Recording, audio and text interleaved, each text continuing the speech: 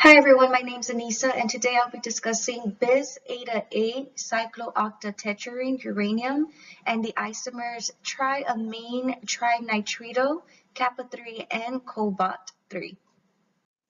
So the way I went about figuring out the formula for this coordination complex, I first focused on the complex metal, which in this case is uranium, that is bonded to ligands.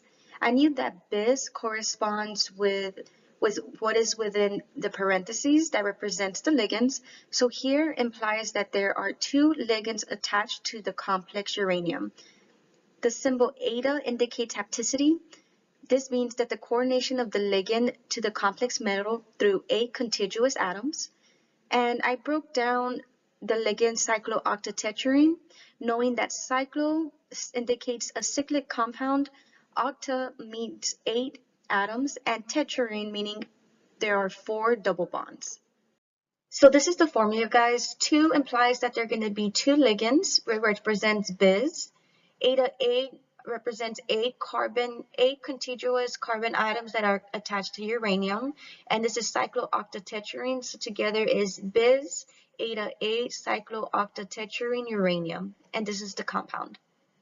So here we have the isomers of triamine trinitrito, kappa 3, and cobalt 3. So a mer isomer is when 2 out of the 3 ligands are found on the same side versus the Fc isomer when all 3 ligands are found on the same side. So what makes these two different is the configuration index.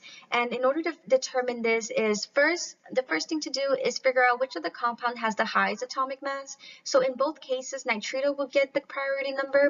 And next is figuring out the reference axis. So this is the reference axis, and that is because the priority number of the ligating atom is trans to the ligand with the highest numerical value. So this is how we get the first digit 2. And next we use the reference axis as a reference, and we look for the priority number that is perpendicular to it. So here we have the priority number, and trans of that is 1. So that's how we get that configuration index. Versus here, the priority number is 1, and trans of that is 2. So this is how we get the configuration. So this is the only difference, is the placement of the compound. And the way I figured out my compound, I knew that cobalt is the complex metal, and I knew that nitrito is the donor atom, and that's because we have that kappa 3n.